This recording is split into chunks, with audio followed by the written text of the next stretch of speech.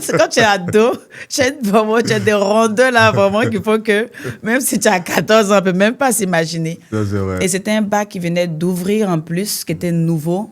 En plus d'être nouveau, en plus, moi, c'est ma première fois de travailler dans un bar, en plus encore d'avoir un patron vraiment sympa, cool.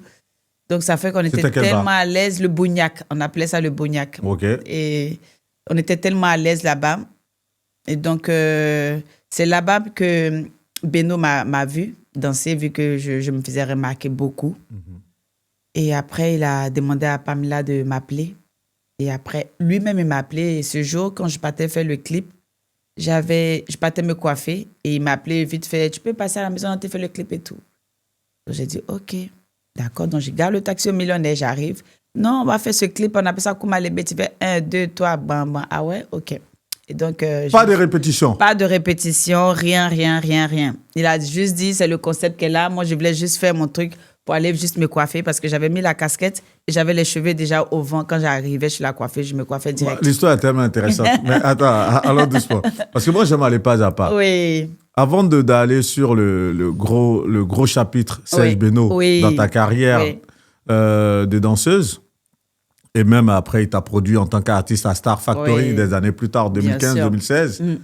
Avant ça, tu as fait que des figurations dans les clips de Jacob et dans les clips d'Erickson. Tu as juste fait que des figurations. Tu n'as pas été danseuse. De Jacob, j'ai été danseuse un peu. Oui. Juste un peu, mais il avait déjà cette danseuse. OK. Donc, parce que toi, tu as fait le clip de Atalakou Mega. Voilà, c'est ça. Atalakou Mega, mais je pense que pas Erickson. OK. Non, pas Erickson, oui, je l'ai connu comme ça, vite fait, mais on n'a pas... Vous n'avez pas eu... Tu n'as même pas eu à faire les prestations. C'est Mola. OK. C'est Mola avec qui j'ai dansé. Oui, dans le clip de Mola aussi, dans Mola. Boucan. Oui, Mola. Qui est sorti, je crois, en 2004. Tout à fait. Inspiration Divine, qui était un groupe aussi qui m'ont pris pour faire un clip comme ça aussi, vu que j'étais beaucoup à la rue Princesse. Donc, c'est comme ça que j'ai trouvé les petites occasions. Donc, si on fait le récap des figurations, tu fais figuration dans le clip de Jacob. Jacob. Tu ne danses pas avec lui en tant que tel. Non. Tu fais figuration dans le clip de... Lamine TPJ. Lamine TPJ, Bansila Evier. Oui. Tu fais figuration dans le clip de Mola Boucan. Oui. Tu fais figuration dans quel autre clip? Inspiration Divine. OK. Après Inspiration Divine, je pense que oui, c'est ça un peu. Et ta carrière de danseuse, elle démarre véritablement alors que tu partais encore pour une autre figuration. Une autre figuration, dans le clip de Beno. Tout à fait. C'est là que démarre ta carrière de danseuse. Cette journée où tu fais pratiquement, on va dire, ta dernière parenthèse, tu refermes cette parenthèse de figurante dans les clips avec Beno. Relate-nous cette journée-là. Pour moi, dans ma tête, c'était pas figurante. Moi, je dansais pour me faire découvrir et on allait me dire, ah, tu veux danser avec moi? Et c'est ce que je voulais. Donc, ça fait que moi, je suis quelqu'un, je finis quelque chose après, je m'en fous, je pars, quoi. Si c'est bon. Non, mais pour Beno, voilà. je m'explique. C'est-à-dire Beno, lui, te repère au Bougnac, au bar Bougnac. Oui. Il te voit danser, il te dit, OK, Annick, demain, on fait le clip.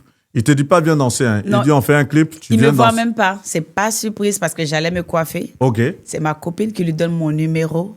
Et il m'appelle pendant que je pars me coiffer et je gare le taxi en pleine route.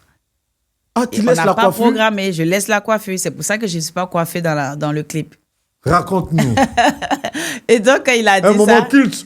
Pour le clip de Koumalébé où on voit Annick Choco, là, elle n'est pas coiffée, rien. Oui, et là, elle relate l'histoire, là, aujourd'hui. Vas-y. J'avais mis un truc blanc, là, avec une casquette. Et arrivé là-bas, comme Beno m'a dit, tu fais comme ça, tac, tac, bang, bang.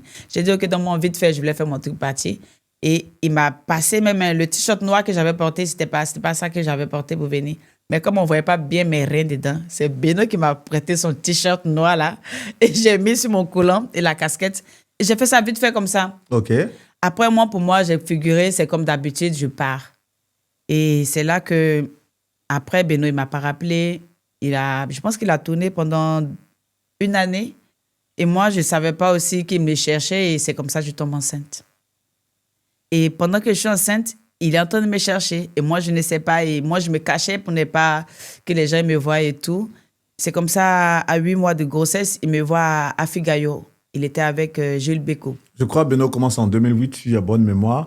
Et toi, tu as dû accoucher en 2009. 2009-2010, oui, voilà. Merci, c'est ça. Et donc, dès que je l'ai vu, j'ai caché mon visage avec le journal comme ça. Et depuis, il ne se lève pas. Mon ventre est gros, je ne veux pas qu'il me voie. Et depuis, il ne se lève pas. Dans mon jour, moi, je suis fatiguée. C'est là que Beko m'a repéré. Il m'a dit, mais toi, on te cherche. tout le monde veut te voir. Le clip que Malébé tu as fait, santé le cartonné, voilà Beno qui est là-bas. Il te cherche, mais ma petite, tu as gâché ta vie. Gâché ma vie comment? Je ne savais pas. Il dit non, mais depuis on te cherche, Maroc, tout le monde veut te voir le clip. Oh, pourtant, moi je ne sais même pas que le clip ont été cartonné. Je ne sais pas que Beno me cherche, rien. Et voilà, j'avais oublié un artiste avec qui je dansais aussi, qui était les premiers. OK. Voilà. Et donc, moi, j'étais dans mon coin. Après, il a dit, bon, OK, vas-y, accouche, tranquillement. Et comme ça, après, quand tu as fini d'accoucher, tu vas danser avec une de mes petites, elle s'appelle Zota. Mais comme elle est au Bénin, dès qu'elle arrive, le temps que toi aussi, tu finis d'accoucher, vous allez danser ensemble. Ouais, Zota était allé avec Jean-Jacques Domoro. Merci. Avec Maestro, tout le groupe, ils étaient allés au Bénin avec Domayer. Ouais, OK, vas-y. Bah, c'est mon équipe, c'est ma team. C'est ma team, donc, voilà, c'est normal. J'accouche, et puis après, Zota arrive, et paf, ça commence. C'est là maintenant que je vois que je suis vraiment professionnelle. C'est là maintenant que ça débute.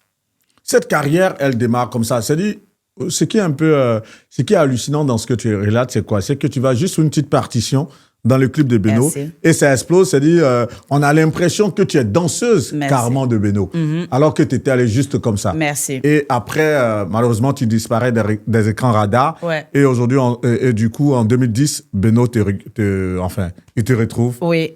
Entre-temps, Zota était déjà là et vous commencez le duo ou le trio. Vous commencez à danser à deux. Duo. Toi et Zota au départ. Oui. Là, maintenant, vous commencez à monter de vraies chorégraphies. Oui. La toute première chorégraphie que vous montez avec Beno, c'est laquelle? Je pense que c'était Chokora, non? Ouais, je pense que c'était Chokora. Ouais, c'était Chokora. Chokora, oui, Chokora. C'était Chokora. Comment ça se passe? Après, quand Zota est arrivé, du coup, paf, le feeling est passé. On a répété, vite fait. Et voilà, moi, comme je disais, moi, je n'ai pas fait de varétoscope. Et Zota, elle a vite commencé là-bas aussi. Elle a dansé dans les varétoscopes. Et donc, du coup, moi, je ne connaissais pas vraiment la majorité des danseurs de varétoscope, comment ils s'adaptent pour faire les chorégraphies et tout. Mais avec Zota, c'est passé parce que moi, comme je dis, je suis danseuse urbaine. Moi, tu me tapes, tu me mets un solo là, je te tue. Mais pour dire balai, pac, faire les trucs, il faut que je prenne du temps pour attraper. Mais avec elle, on a parfaitement collaboré et puis c'est parti, quoi. Là, vous faites la toute première chorégraphie. Lorsque vous répétez les pas des danses, vous êtes avec un chorégraphe professionnel qui vous permet, on va dire, de faire le filage de votre ballet, ou comment ça se passe? Ouais, je pense que c'était Chair d'épaule, non? Non, pas Chair d'épaule. En fait, il y avait plusieurs chorégraphes, mais je ne sais pas qui est venu avant, qui est venu après, mais je pense que Chair d'épaule nous a coachés. Après, je pense qu'on a mis aussi quelques pas dedans, tout ça. Beno aussi avait déjà quelques trucs aussi en tête. Donc, on a juste mélangé ensemble, quoi. Parfait. Lorsque vous faites le clip de Chokora, ou bien, enfin... Chokora. Lorsque vous faites donc le clip de Chokora, là, maintenant, tu es danseuse à temps plein de Beno. Oui. C'est là démarre ta carrière de danseuse véritablement. Oui. Là, nous sommes dans les années 2010-2011. Là, tu démarres avec Beno. Oui. Votre première grande scène, ça se passe où? C'était le premier concert de Beno. OK. Et c'est ce premier concert-là que j'allais dire qui m'a fait déménager pour venir à la lumière avec ma mère. Et ça, je ne peux jamais l'oublier. Raconte-nous. Tu vois, quand vous êtes sur la scène, il y a des travaillements. Donc, nous, on était un peu bandites aussi. Hein. Donc, c'était tellement... Et on avait aussi nos fans qui venaient travailler spécialement sur nous. Moi et Zota, on avait des gens qui venaient nous donner l'argent, donc extra. Et donc, je prenais ma part, je l'ai mis dans mon collant. C'est quand ma mère est venue me faire la collade. Je l'ai enlevé toute cette boule-là sur la scène. Je l'ai donnée, je l'ai dit dans les oreilles. Maintenant, on va aller à la lumière. Demain, on va chercher une maison, maman. Et j'ai commencé à pleurer, même sur la scène, quand on faisait le concert. Et voilà, ce premier concert-là, c'était ça mon petit secret que je gardais, que ça m'a beaucoup rapporté.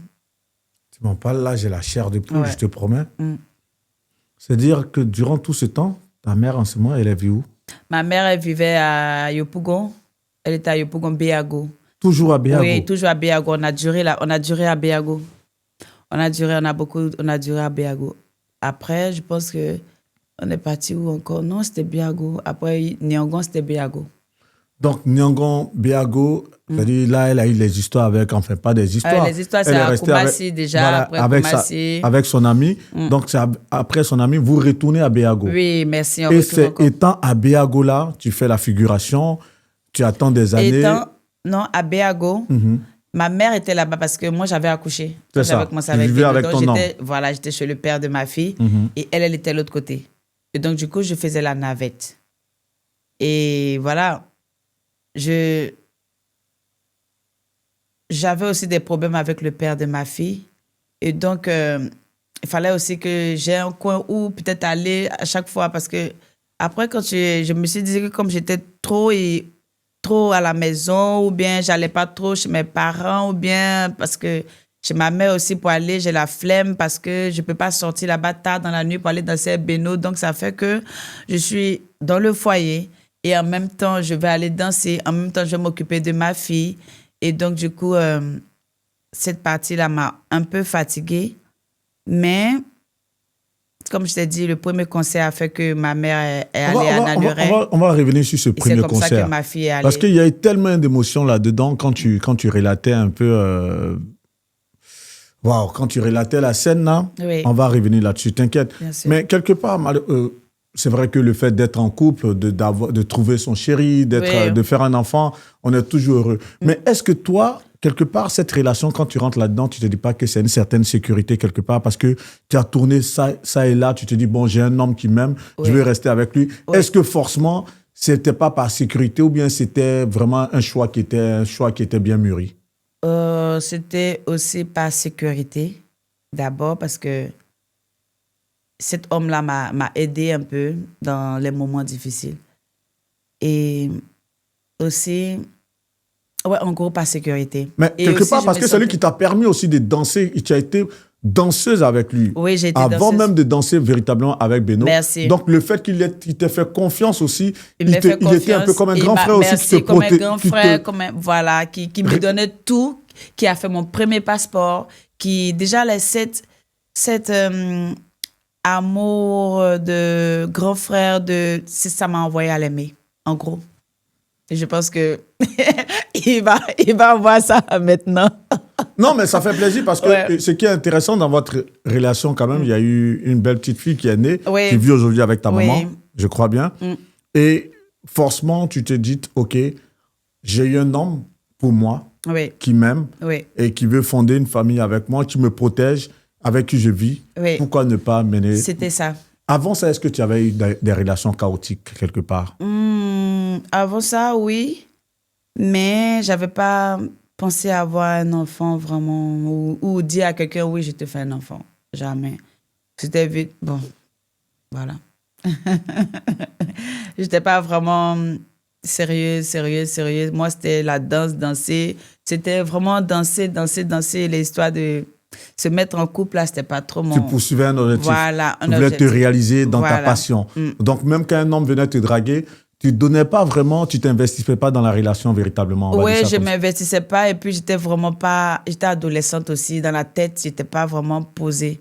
J'avais pas vraiment 19 ans, 20 ans, j'étais vraiment dans la tête, j'étais pas grande. Et donc, ça fait que peut-être j'ai raté des occasions que je sais que maintenant, j'ai pas pris au sérieux parce que j'étais petite. Et maintenant, je dis aussi merci à Dieu parce que j'ai vite compris. Et voilà, avec le père de ma fille, c'était comme une sécurité pour moi parce que je me suis dit, j'ai pas de père. Et moi, je suis quelqu'un, je m'attache beaucoup aux hommes. Je sais pas si c'est parce que je suis unique de mon père, mais je m'ouvre facilement aux hommes. Je suis comme une mère, quoi, même en couple. Voilà. Vu que tu parles d'opportunités ratées lorsque tu étais adolescente, à peine 17-18 ans. Tu as rencontré les hommes qui ont dû te promettre monts et merveilles? Oui, bien sûr.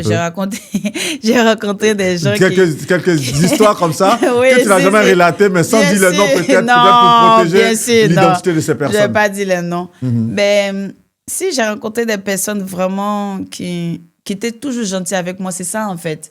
Parce que moi, c'est ça en fait qui m'attire le plus en amour. L'attention, le respect, le côté papa, prendre soin. En fait, c'est ça qui m'attire vraiment, mais c'est pas vraiment les milliards, c'est pas vraiment, ouais, il est beau, c'est pas vraiment, il y a un petit côté paternel qui m'attire beaucoup chez les hommes. Donc, quand je vois pas ça, vraiment, ça m'attire pas. Mais toi-même, personnellement, comment tu vis cette célébrité? Tu la vis de manière assez détachée? Célébrité. Quoi ça? Mon côté célébrité, là, vraiment, c'est un peu... Bon, moi, comme je te dis, là, je suis la meuf qui est un peu villageoise, hein, on peut dire, parce que moi, j'ai envie d'attacher mon pagne, aller à la boutique, faire mes choses. En fait, c'est côté célébrité, là, vraiment, peut-être que c'est passé, c'est pas encore arrivé là-bas. Hein. Mais en tout cas, côté célébrité, là, lui-même, ça l'étonner, mais quand il est devenu célèbre. Parce que je serais la célèbre même qui a marché ses sandales, ses trucs, alors marcher tranquille. Voilà, ben, je sais pas, mais j'aime pas même quand, par exemple, j'arrive dans un coin et puis on me dit, ouais, c'est Annick Chocolat. Non. J'aime déjà que c'est Annick. Et donc, ça fait que le côté célébrité, là, peut-être c'est ce qui fait qu'on me voit pas trop dans les réseaux sociaux, on me voit pas beaucoup de choses parce que la célébrité, je me dis dans ma tête que ça envoie beaucoup de choses parce que tu veux être célèbre, tu dois faire des choses, tu dois surmonter des trucs. C'est beaucoup de choses, il faut avoir le cœur pour ça. Et donc, peut-être c'est à cause de ça que Dieu m'a laissé dans mon petit coin là pour que j'avance tout doucement. Et donc, pour moi, la célébrité, là, vraiment, j'attends pour voir ça, sinon... On va dire la notoriété, tu l'as toujours vécu de manière détachée. Voilà. C'est-à-dire, c'est vrai, on parle de toi, ouais, mais tu as ta petite vie. Voilà, j'ai ma petite vie tranquille, voilà, tranquille, quoi. Voilà, c'est simple. Zoltan m'a accordé 2 interviews à Actu People et je sais que dans une interview, elle disait, il est arrivé une scène, je crois que c'était à Madagascar ou je ne sais pas où, vous étiez allé en voyage, et elle signait tellement d'autographes, plus que Beno. Ces scènes comme ça que toi, tu as vécu avec Beno dans des voyages où tu vois des fans vraiment... Annick Choco, ces scènes-là, est-ce que tu peux t'en souvenir et les partager avec nous? Oh oui, ouais. Par exemple, oui, quand me voit, oui, Annick Choco, ça va, oui. En fait, ça me fait un peu honte souvent. C'était où? Souvent au marché. Mais les voyages que vous avez fait avec Beno? Avec Beno? Oui, dans les voyages. Bon, là, c'est un truc qui ne s'explique pas. Hein. Je ne sais pas comment expliquer ça, mais est-ce que toi, tu as des images de certains voyages que vous avez fait en Afrique ou bien à l'intérieur de la Côte d'Ivoire, quelque part, moi, je sais que où il y a eu ces scènes d'hystérie, de foule, de fans? Oui, il y a eu des scènes de fans, même jusqu'à... Je ne sais pas s'il y a un fan même qui m'a giflé un jour comme ça. Je ne sais pas s'il voulait tellement me... Mais j'ai pris une baffe en montant sur la scène. Je ne sais pas si c'est parce que il voulait tellement me toucher ou bien quoi, mais dans ça, j'ai senti une paume chaude qui m'a tapé là. Après, même j'ai commencé à pleurer en montant sur la scène.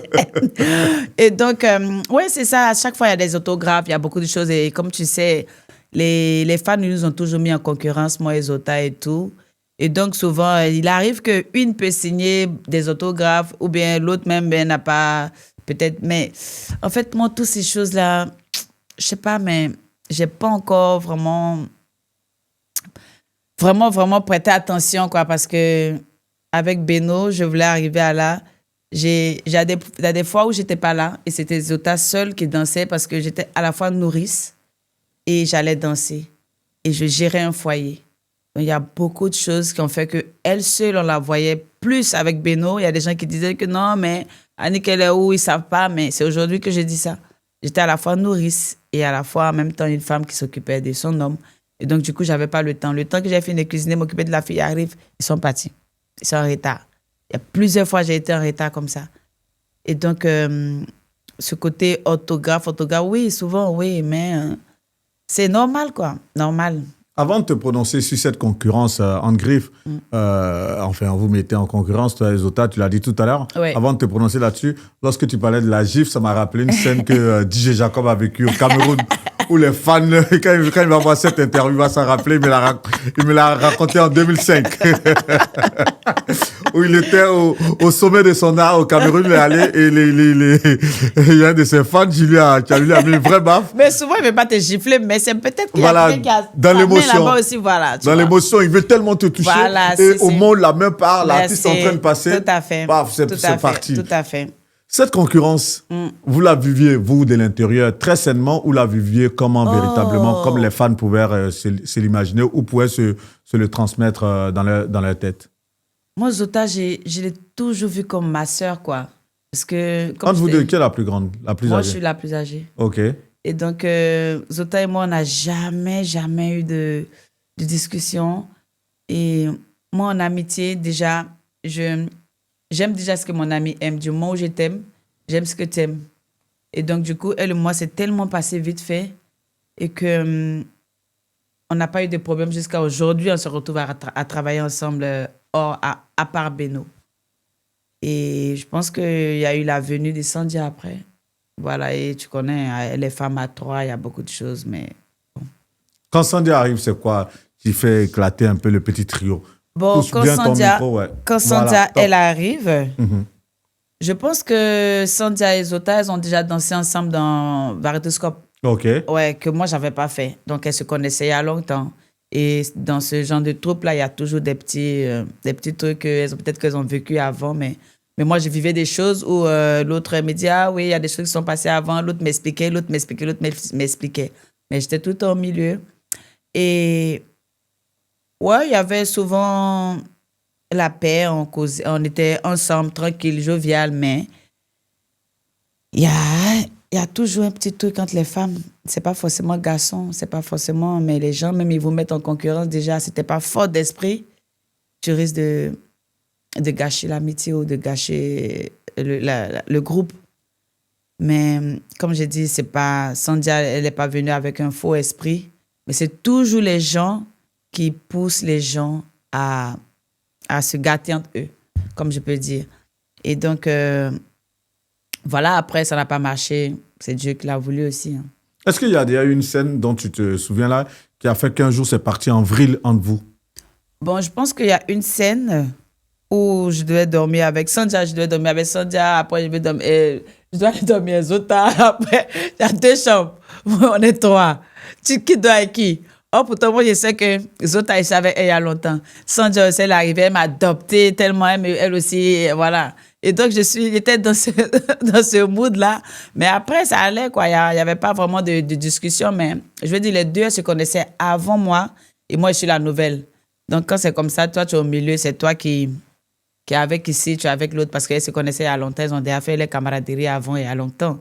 Et donc, c'est dans ce mood-là qu'on était comme ça. Voilà. Mais sans problème, quoi.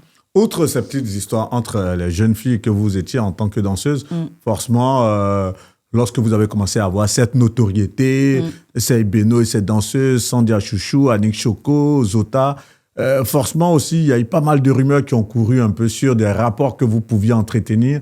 Et surtout, beaucoup ont laissé croire que, par exemple, il y avait une relation entre Zota et Beno. Est-ce que toi, tu as pu avoir vent de ce genre de rapprochement une fois, quand même, dans un de vos voyages? Non, jamais, parce que Beno, c'est comme... On peut dire que Beno, il nous a vu grandir. Parce que déjà, on venait s'apprêter chez lui à la maison avant d'aller faire la promotion. Et donc, on a dormi dans son salon, on a dormi dans la chambre d'à côté. C'est comme... on attache la serviette, on passe, on se change, on court. C'est comme on est dans les loges. Donc, je pense que j'ai jamais eu ça. Jamais. Et Beno même m'a jamais parlé de quoi que ce soit à moi. Et donc, je n'imagine même pas qu'il va faire ça avec Zota.